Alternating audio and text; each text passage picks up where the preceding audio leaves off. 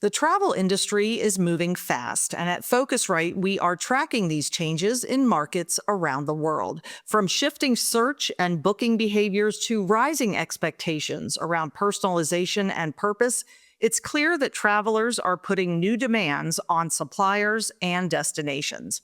That means the pressure is on for travel marketers not just to keep up, but to lead. And savvy marketers know that success depends on using data wisely, transforming numbers into actionable intelligence.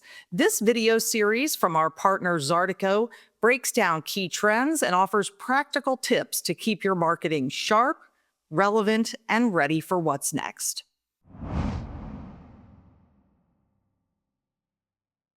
We have spent a lot of time analyzing the different challenges that marketers have and how can we create solutions that help them in their decision making. Tell me what you think has been the most challenging. More than ever, marketers are facing a whole host of challenges, from increased global competition to a greater emphasis by their bosses, their CROs, their CEOs on marketing performance and driving revenue, Absolutely. as well as an ever-changing and fragmented traveler landscape and traveler journey. For most travel destinations, they don't see the whole path to purchase or the traveler's decision process, so they have to piece it together from all of these different fragments. How are you seeing that express itself the most, right? When we talk often about destination marketing organizations, but in the work that we're doing with our resorts, our ski resorts, tell me a little bit about how that pieces itself together and where we're looking to solve and what you see the greatest opportunity. The greatest opportunity at the end of the day is correlating your marketing investments with increased revenue at your place. You want to get people to your place. That's the whole purpose of marketing. So closing those loops, filling in those visibility gaps in the marketing ecosystem is really core to what we're trying to solve. Those are all great points that you've made, and right, it is all about driving revenue into the door, and the quickest way that we're able to do that is identifying, right, what are those opportunity markets, how do we expand market share, and how do we grow our market share, right? As we look at the data and intelligence, what are you seeing the levers that are best for us to pull to be able to accelerate that? One of the core things is to be able to understand how your marketing investments are translating into those visitors to your place. Yeah. That can be by campaign, by advertising vendor, by ad medium, or, as you mentioned, by market. The by market is key for anyone who's a place-based marketer, because we often see a 20-fold difference between a high efficiency market and a low efficiency market. And if you're an advertiser, like you've been, you know that really translates into the ability to maximize your budget. Yeah, we saw a lot of that with Lake Charles when we were leveraging our campaign optimization product. Right? They were focused around trying to drive some drive market in and get them there, spending midweek, filling in some of those filler days. Right? Are there any other places that you're seeing that strongly and you've been taking advantage of? There's a sweet spot in those drive markets for place-based marketers. Your close markets, they're going to have a propensity to visit anyways. You have a little bit less influence, but a lot of yield. That drive market is a sweet spot because you can start to shape and shift the visitation around seasonality, demand, but it's still cost effective. When you get into the fly markets, you're literally competing against the whole of the world. And it becomes very expensive to convert a visitor from a far-flung destination. The components, when we think about cost per acquisition, right, and I've thought about this a lot as a revenue manager from a DMO seat, and of course from an agency seat, there's multiple ingredients that are going into that cost per acquisition.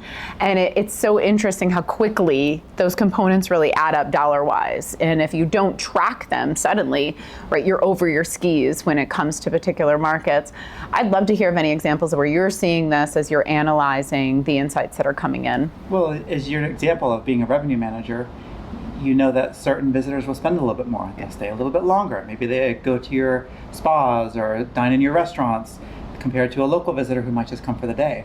So when you understand your revenue component, you compare that with your cost component, and you have this almost like per visitor micro ROI, where you can understand, if I spend my money here, I get this type of visitor and this type of return, and you can really start to shape and craft the profile of visitation to your place.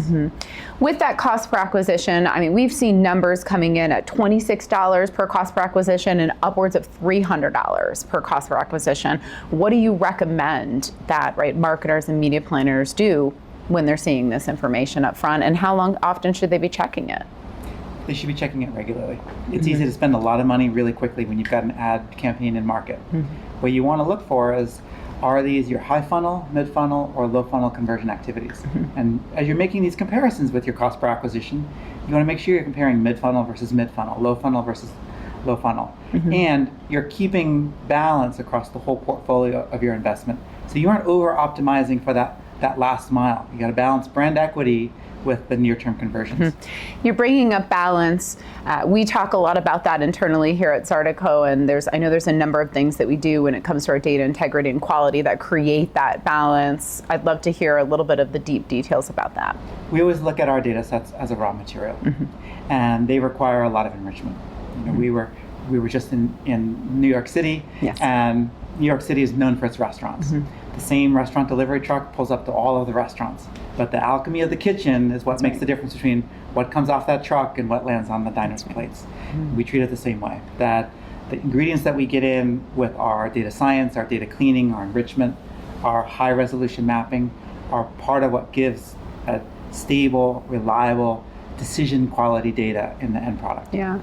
And when we get asked often, right, the difference in comparing vendors, right, versus the channels that I'm using, I want to understand more about those comparisons and how we can create those apples to apples when what's coming out of the kitchen makes sense. It's a real challenge, Yeah. as you highlight. It is. All of those, the measurability and the visibility into those campaigns is going to vary, whether it's a CTV or a display ad. Yes. But at the end of the day, as a marketer, you're investing $50,000 or $100,000, and you need to know, should I spend it here or should I spend it there? So beneath the surface in our conversion tool, you can rely on our data science to balance those out. Those are accounting for things like differences in origin markets, difference in mediums, and the time delay between when an ad is served and somebody arrives at your place. All of those are taken care of so that when you just look at those numbers, they really are an apples to apple that you can make a decision on. It sounds like you've aimed right behind the scenes and in the kitchen to ensure that the data that we're bringing out is consumable, right? It's directly actionable. What else do you have on the horizon, or what are you working on? What are you cooking up back there that you see? Well, we know that marketers are really busy. They're doing more jobs than ever. They're responsible for more platforms, for owned content, social content, paid content.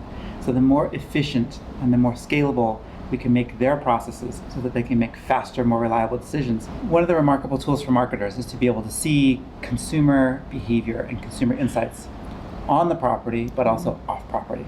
So imagine if you're a ski resort and through a cross-visitation, which allows you to see when people leave the ski resort's property, where do they go? And you find out that a large percentage of them go to spas in the adjacent destination. That highlights for you that you probably have an opportunity of, one, marketing to spa visitors, and two, increasing the quality of your spa product because people are leaving your property to go seek out something that they're not finding on property. So bringing all of these consumer insights together helps you not only be a more effective marketer, it helps you measure your market effectively, but also understand where there's opportunity that you would never see with your first party data. Yeah, it allows you to be a true revenue steward and property steward, right? Because we're able to look at the marketing component, but we can forecast out our needs and the demand generation, what they're going to be looking for when they get on site. Yeah. It gives us huge opportunity to expand our footprint, and meet the guests where they are. Yeah, and it's almost like a drone eye view of how a visitor is traveling through the destination that gives you this fresh perspective that you would never get at ground level. Absolutely.